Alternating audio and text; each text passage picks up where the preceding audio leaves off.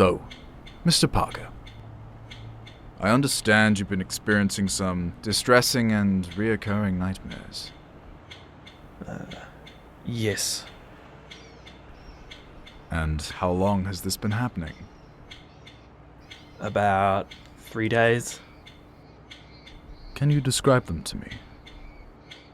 It felt as if I was walking through the streets of my childhood home, but everything around me was just different. It was like a war zone. It all felt so wrong. People were running, screaming. There was the smell of smoke and fear in the air. Can you recall any other specific details or moments from the dream? Yes. I was just wandering through the chaos with this deep sense of sadness. I remember seeing my childhood home. It was a shell of what it used to be. Not even the memories of that place wanted to stay there. Then something bizarre happened. As I was overwhelmed by the destruction, the war just suddenly stopped. All noise had ceased, and it was eerily quiet. What happened next? It's hard to put into words. That's okay. Take your time. I saw these people in long, dark robes. They had strange symbols on them, and they were chanting something in a language I couldn't understand. It felt like they had some eerie power over the town, and people were just following them like they were mesmerized. The sky echoed with a distant thunder I thought was an approaching zeppelin, but as I looked up, the silhouette overhead was of something else. It twisted and writhed. It saw me, but I didn't run. I couldn't run. I didn't want to, but I should have.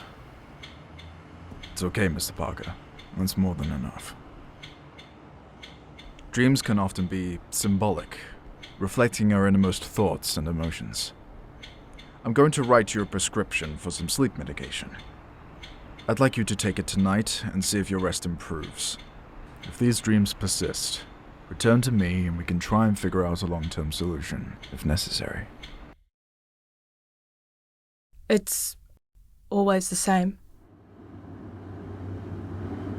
I find myself in a vast, bustling city, under the heat of an oppressive midday sun, as I'm surrounded on all sides by endless seas of people.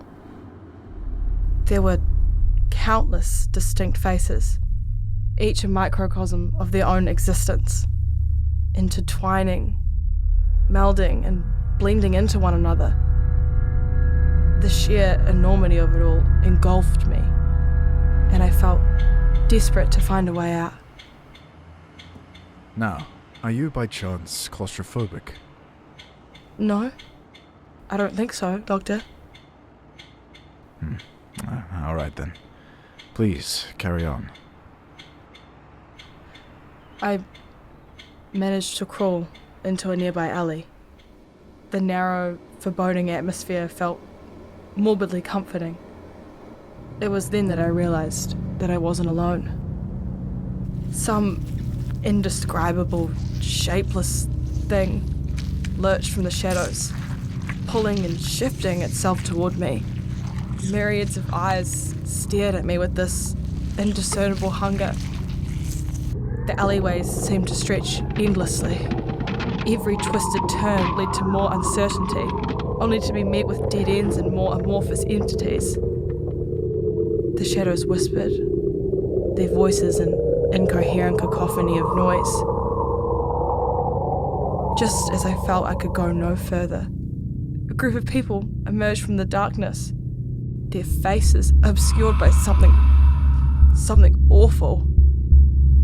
They grabbed me and I felt helpless, and as I was being brought closer to the looming monstrosities, I could no longer escape their multitudes of gaping maws. They closed in, and the world around me dissolved. It's as if I'm trapped in a nightmare that may never end. I can only imagine how distressing that must have been for you, Heather. Dreams can often be a procedure for our brains to process our fears and anxieties. I appreciate you having the courage to open up to me. Thank you, Doctor. I'm writing you a prescription. See if you manage to get any restful sleep. If you continue to have these nightmares of yours, we may continue this in further sessions.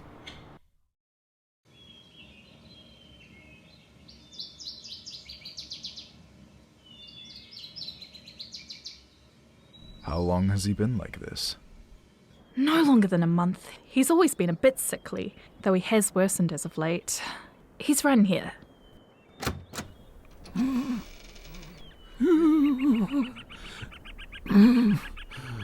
Everything's fading.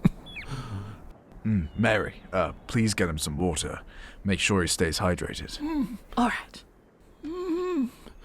No. No water. It's closing in. You're safe, Mr. Scarborough. I'm here to help. I'm a doctor. Can you tell me more about what you're experiencing? Listen. Do you hear it too? You have to listen. They call out to him, chanting his name. He stirs. The Ancient One. The stars. They're all wrong. I've seen them. They're not where they should be. They're shifting, aligning, heralding. The lights, they swear themselves to him. I don't want to be down here. Ah! Listen to me, Henry. You're not where you think you are. No, you don't understand. They know not what they do. It's real. The world will tremble. They're all real. Can't you see? The stars ain't aligned anymore. The eyes, the faces.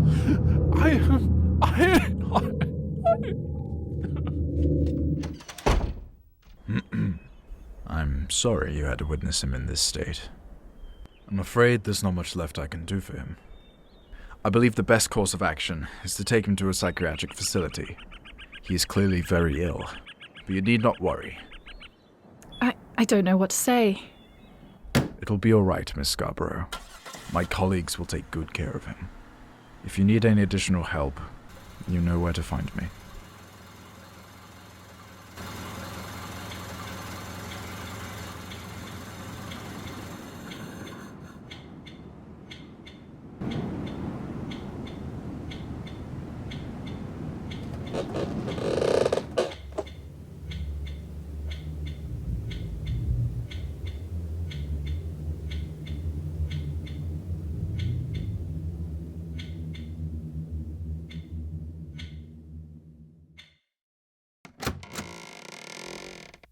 You have done well, child. Let us begin.